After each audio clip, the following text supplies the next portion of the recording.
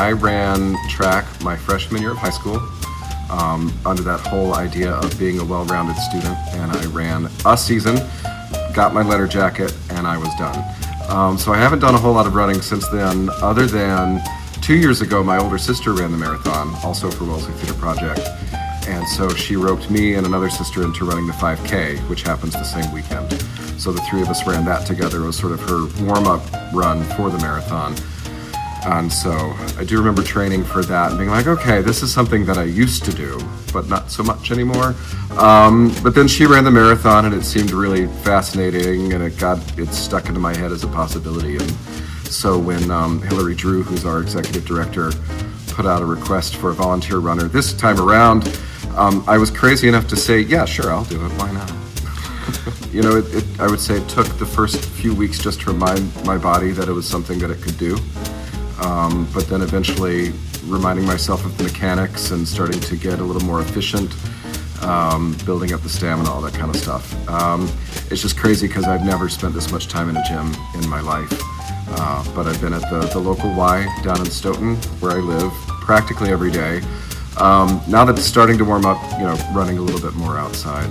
Had a couple setbacks. You know, my first 10-mile run was a little ambitious, so my knee was not very happy. So I had to take a couple weeks of taking it easy, and I'm just coming off a cold, so I've also had to take it easy this week, which is such a bummer because we're really close.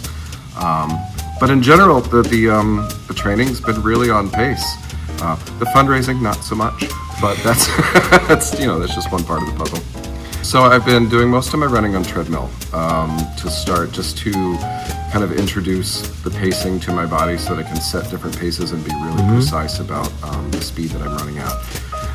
And then 4 or 5 days of running a week with a couple days of cross training. So there's been some weightlifting, some yoga on days when I feel like I need to take it easier, that sort of thing, just to keep it balanced out.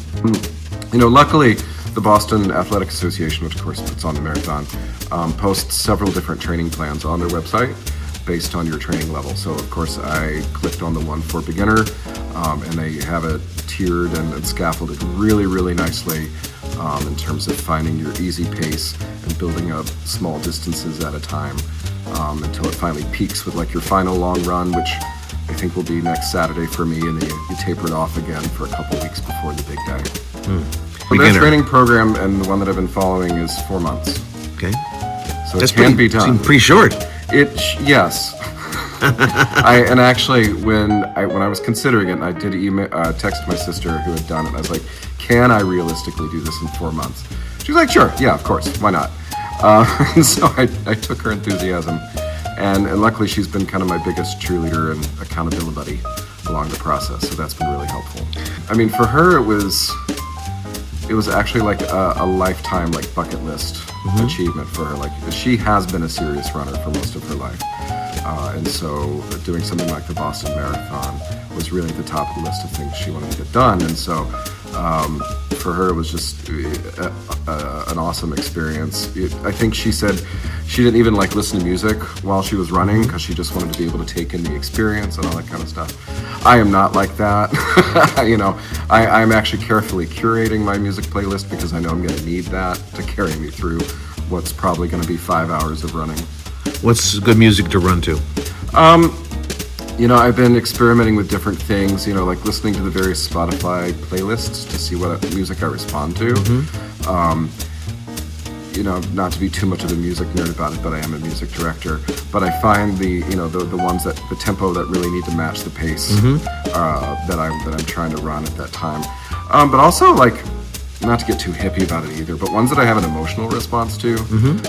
Yes, if they're upbeat, but also just really positive and affirming and all that kind of stuff. But I find that I do get an emotional rush out of it, and it makes me more likely to keep going. I'll say that I even in my training runs, I'll start to visualize the halfway point, because here at Wellesley Theatre Project, our building literally is right at the halfway point of the race. So I start visualizing how I'm going to feel when I pass by the building and all my students are here, when I finally get into that final mile in Boston, and what music I'm listening to, and what kind of emotional charge I'm getting out of that, and that kind of motivates me in the training run as well. I think the most important thing is, the whole reason I'm running is to raise money for the Wellesley Theatre Project Scholarship Fund, which is what, allows WTP to be as accessible as it is. We always make sure that any student can participate in our programming, even if their family is facing some financial difficulty, right? We never want to turn a child away for that reason, and our scholarship fund is what allows us to do that. So I've committed to raising $7,500. As of today, 1 month away from the race, I'm at a little under 3,000. So I've still got a bit of ways to go. But reaching out, making contacts, making the asks, and people are responding, which is really encouraging. But if folks want to make a donation, they can visit the Wellesley Theatre Project webpage, which is just wellesleytheatreproject.org, which I'm sure maybe we'll be able to link to, or show a QR code for, perhaps. Yep. And make any donation, because literally every little bit helps. All right. Thanks a lot. Thank you so much. Sure thing.